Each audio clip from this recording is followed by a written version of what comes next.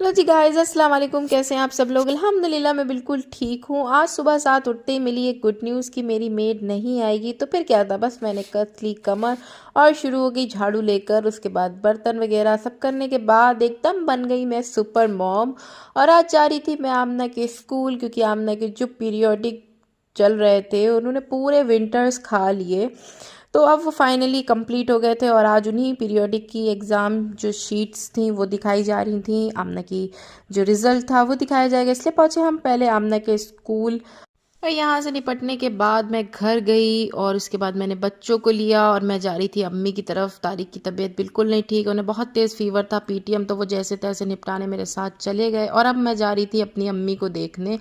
बेचारी गिर गई थी 3 दिन पहले, हाथ में चोट आई है। हालांकि मैं बहुत जानती हूँ, मैं बहुत नालायक औलाद हूँ। 3 दिन पहले वो गिरी थी और मैं अब जा रही हूँ। मेरी अम्मी ने भी यही बोला था, पहले बेटा अपना घर देखो, अपने मियाँ को देखो, फिर यहाँ आना। तो फाइनली आज वो टाइम निकाल कर मैं उनके पास जा पा रही थी।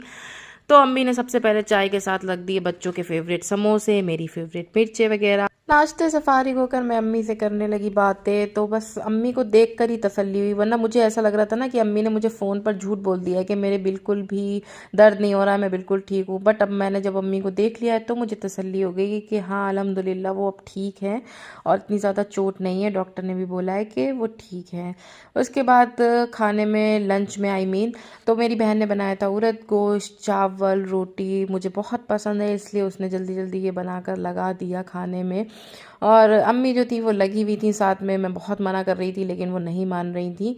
और इसके बाद खाने से फारिग होकर मैंने तो भाई ले लिया ब्लैंकेट, क्योंकि अब मैं थोड़ी देर रेस्ट करूँगी। सुबह से भाग भाग कर मैं थक गई थी।